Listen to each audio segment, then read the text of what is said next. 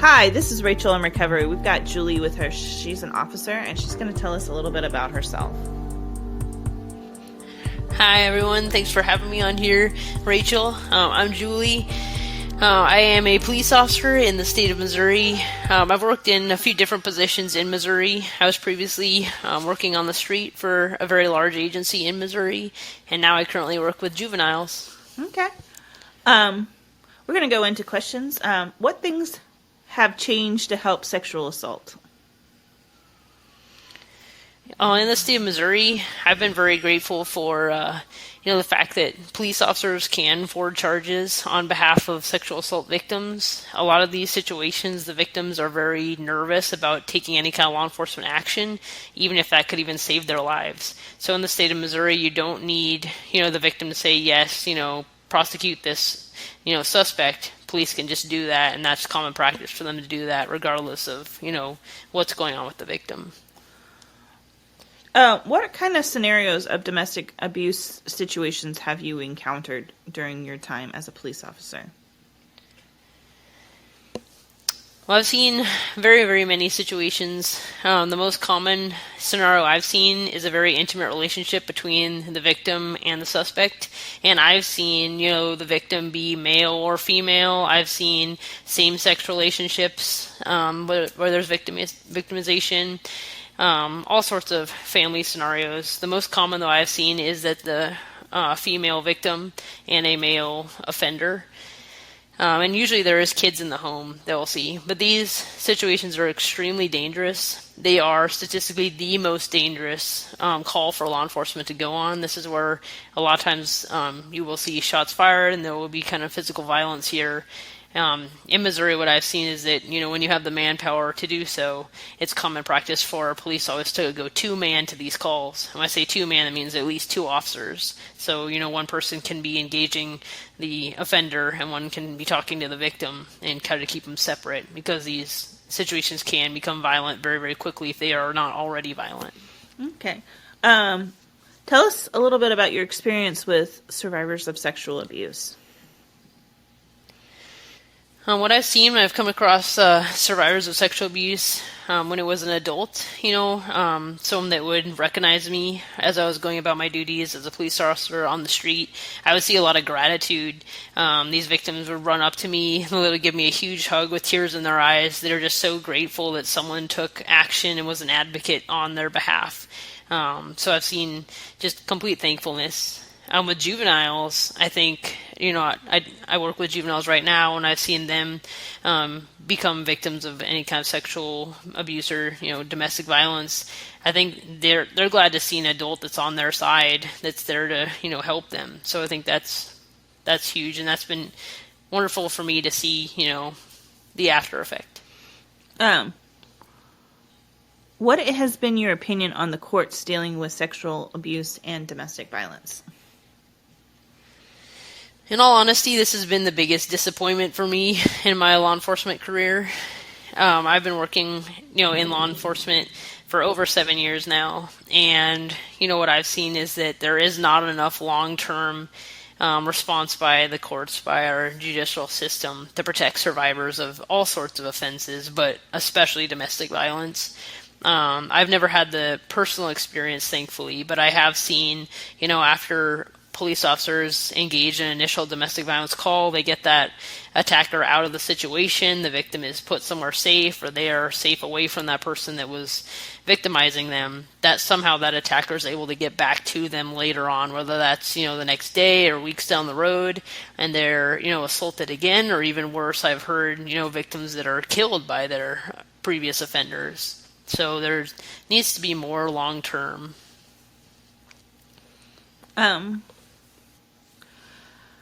Okay. As a female officer, what have you experienced or seen abuse from other officers? Well, thankfully, I've never been, sexually or physically abused by other officers. I know that can happen for sure. But I've never, had that happen to me. I've never heard of it happening. But what I have seen quite a bit is that there's, a culture in police work that is very male-oriented. I think currently right now in 2022, female officers make up about 12% of all law enforcement, so that is an extremely small number, for, our current day and age.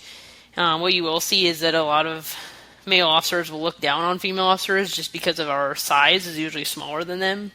That you will see a lot of biases and stereotypes believed about us, and different things like that. That is very difficult. It's different to be a female officer for sure. How toxic is the work environment that you have been in when it comes to abuse? As far as officers, responding to abuse calls, I have not seen any kind of toxic behavior. I've never seen any kind of inappropriate, joking or even support of any kind of attackers' behaviors or, offenders' behaviors. I have not seen that. I've, had the good fortune to work with very good agencies and very good officers. I have seen abuse by law enforcement, in a different situation, but not in any kind of domestic violence calls. Okay. What do you do for self-care when dealing with these when reporting these cases? I think that's an excellent question. I think a lot of civilians that maybe don't have a lot of connections to law enforcement don't think about. So I really appreciate that question because, as a police officer, I've really had to learn, to pay attention to that. If I come from a very difficult call, that day, especially if it's involving a juvenile, that seems to be even worse for me. I am a mom, and seeing, a child go through something where they're victimized is extremely difficult, especially if it's a sexual offense. But if it's something that day, when I get home from work, I need at least, half an hour to myself to not, interact with my family at all. And I think my husband, we're about to celebrate 8 years together. I think he's learned just to kind of give me that space and just, occupy our son while, I kind of get time to myself to be alone, whether it's being outside and just kind of, understanding, I've been through something pretty dark. I've seen something really evil, and being able to be honest with yourself and have time to yourself, it helps you, refocus on, your own family and not bring that, toxic or, evil situation that you witnessed into your own family. Okay. How has this impacted your mental health when working in these situations? I think I'm a very outgoing person, and if I've seen something very difficult, I become withdrawn, and that's one of the biggest indicators to me that, I need to give myself some self-care, whether that's, for me, it's spending time with my animals or being out in nature, doing something that I love, doing artwork. I've noticed artwork is very helpful for getting any kind of negative thing out of yourself and being able to, understand it even for yourself. But, I think, I've had to deal with post-traumatic stress disorder with some other calls I've been on. It wasn't with domestic violence, but it was with being shot at and all. And then just believing my family could be, threatened in that way, and I had to process that. So it's been a lot of people coming alongside me, people that know me really well, care about me, and just being honest with me, hey, something's not right. And just a humility thing with me. I think a lot of officers don't like to talk about, difficult things they've seen. Part of that is because I think we want to protect those we love so they aren't secondhand trauma as well. We had to deal with this, now we're going to talk about it and then have them traumatized too. It's like a protection mindset, but also I think there's an element of pride in there, if we're honest, of thinking, we don't have to, work through this. We're so hard and so tough or whatever. But, you really do. It will affect everyone in different ways. Okay. To survivors out there, what advice would you want to give them as a police officer? As a police officer, the common thing I've seen is that a lot of these situations, the victims had this kind of gut instinct in them that something was wrong, that they were being victimized, but they kind of push those instincts away. Hey, we can work through this, or we can keep going. What I've learned as a police officer is that when you have any kind of gut instinct, it's usually right. Whether you think you're in danger, or you think someone is going to endanger your family, your children, or you just think you're being mistreated. I've never heard any kind of situation where that wasn't accurate, that wasn't on point. And I've learned to trust that myself in situations like if I feel, the hair on the back of my neck kind of standing up, like I think, hey, I need to be more on guard, like there's something here. So I would say, always trust your instincts. And, after having survived a situation like that, care about, yourself, give yourself that self-care and, move forward. Don't let what happened to you define your life.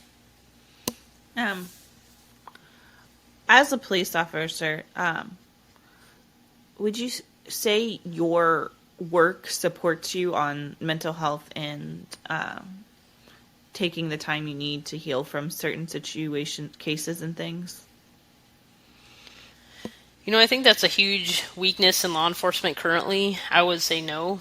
Obviously if you're injured on duty, you're given that time, like a physical injury, a broken arm or a broken leg or you're shot or something, you have that time to recover physically. But I think that's hugely unaddressed in law enforcement is emotional wounds that we, do take on from the dark calls that we see. And I think that there is not enough time in law enforcement to be able to recover from that. As many officers as we've seen killed in the line of duty every year, the biggest threat to law enforcement is actually suicide, is officers killing themselves. And I think mental health is hugely unaddressed in, law enforcement. I think that does need to be taken much more seriously than it is, and I do believe officers do need time to be able to process, the situations they face. I guess, what are patterns that you have noticed personally when working with sexual abuse and domestic violence with both victims and perpetrators? What I've seen is, it's usually an intimate relationship, usually a sexual relationship between the victim and, the perpetrator in those situations. It usually is a family environment. A lot of times kids are involved. And once I said, all these things are not, the rule, but it is a generalization that I commonly see. And, the victims will often stay in these situations because they want to protect that family unit. They want to see things go well and, keep their family whole in their mind. So they will remain in a dangerous situation just for that goal. A lot of times with these perpetrators, you will see that there is some kind of substance abuse, some kind of addiction of some kind, whether that's alcoholism, illegal substances, pornography. And you will see quite a huge indicator by those perpetrators, like a love of power, whether that's emotional power, financial power, physical power, sexual power over their victims, or all the above.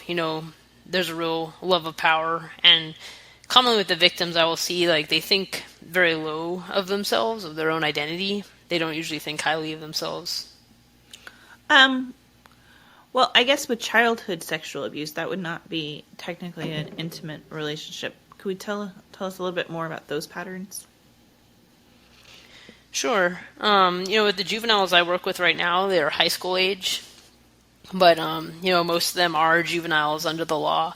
And one of the biggest and disturbing trends I'm seeing is grooming over social media by adult offenders. And when I say adult offenders, these aren't, 18-year-olds grooming, 14-year-olds. These are, 50 some odd year olds grooming 14-year-olds. And they're not just, talking, all smoothly to them. They're requesting child pornography. They're telling these juveniles to do horrendous acts over, some kind of social media platform and victimizing these children in this way. And, this is horrendous no matter how old you are to be victimized in this way. But for a child with a developing self-identity and mind, this will have lifetime consequences for them. And, it just absolutely sickens me.